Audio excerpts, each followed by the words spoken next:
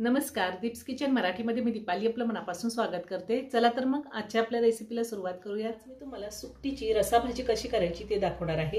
तर त्यासाठी आपल्याला काय साहित्य लागणार आहे ते आपण पाहूयात। सुकटची रसाभाजी करण्यासाठी मी इथे सुकट घेतलेली आहे। सुकट स्वच्छ निवडून घेतलेली आहे।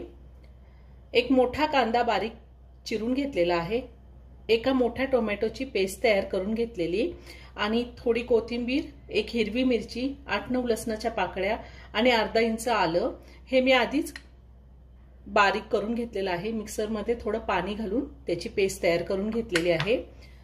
अर्धा चमचा हळद, 1 चमचा माझा घरगुती काळा मसाला आहे, 1 चमचा काश्मीरी लाल मिरची पावडर, थोडी कोथिंबीर बारीक चिरून घेतली, चवीनुसार मीठ लागणार आहे। आता सगळ्यात आधी आपण ही सुकट कोरडीच भाजून घ्यायची आहे।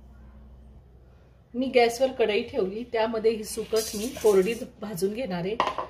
तेलाचा वापर करायचा नाही। गॅसची फ्लेम मी लो टू मीडियम वर ठेवलेली आहे। सुकट भाजून घेतल्यामुळे सुकटचा उग्र वास कमी होतो। सुकट मी साधारण 2 ते 3 मिनिटं भाजून घेतलेली आहे। आता आपल्याला ही सुकट काढून घ्यायची आणि स्वच्छ पाण्याने 2 ते 3 वेळा धुवून घ्यायची आहे। सुकट आता मी 2 ते 3 पाण्याने स्वच्छ धुवून घेणार आहे, म्हणजे त्यामध्ये रेती असेल तर ती खाली बसते। मी सुकट स्वच्छ धुवून घेतलेली आहे। आता आपण भाजी करूया। मी ज्या कढईमध्ये सुकट भाजून घेतली त्यातच तेल घालते। साधारण मोठे 2 चमचे तेल घातले। तेल गरम झाले, त्यामध्ये आपण कांदा घालूया। कांदा मी एकदम बारीक चिरून घेतलाय। तुम्हाला जर मिक्सर मध्ये कांद्याची पेस्ट तयार करून घ्यायची असेल तर तीही तुम्ही करू शकता।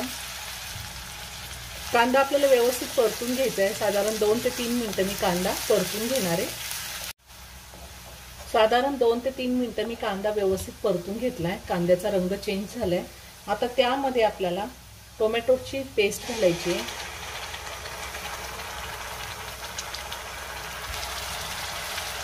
आणि त्यातच कोथिंबीर, लसूण, आलं आणि हिरवी मिरचीची पण पेस्ट घातली मी।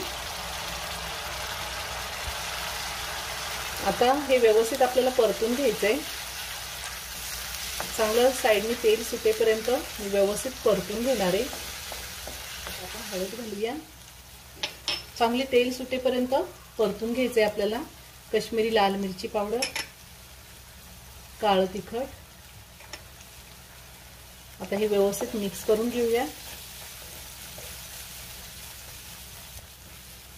आता आपल्याला सुकट घालायची आहे।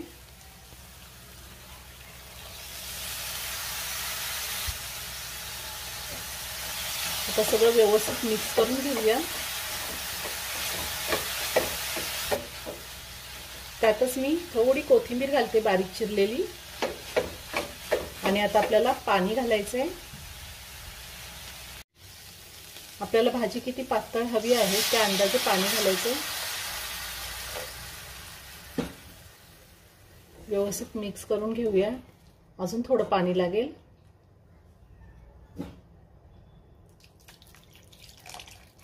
साधारण 1.5 ग्लास पाणी घातलेलं आहे मी। आता चवीनुसार मीठ घालायचंय। पुन्हा व्यवस्थित मिक्स करून घेते आणि झाकण ठेवून आपल्याला साधारण 6 ते 7 मिनिटं भाजी शिजून घ्यायची आहे। सुकट शिजायला जास्त वेळ लागत नाही। 6 ते 7 मिनिटं झालेली आहेत। सुकट आपली तयार करून झाली आहे। अजूनही तुम्ही माझं चॅनल सबस्क्राइब केलं नसेल तर नक्की सबस्क्राइब करा आणि शेजारील बेल आयकॉन क्लिक करा, म्हणजे मी ज्या रेसिपी अपलोड करते त्याचं नोटिफिकेशन तुम्हाला मिळेल आणि तुम्ही माझ्या रेसिपी बघू शकाल। आपली सुकटीची रसाभाजी तयार करून झाली आहे। भाकरी सोबत किंवा भातासोबत आपण खाऊ शकतो। खूप छान लागते। एकदा नक्की करून पहा। व्हिडिओ जर आवडला तर व्हिडिओला लाईक आणि शेअर करायला विसरू नका। रेसिपी आवडली असेल तर कमेंट करून नक्की कळवा।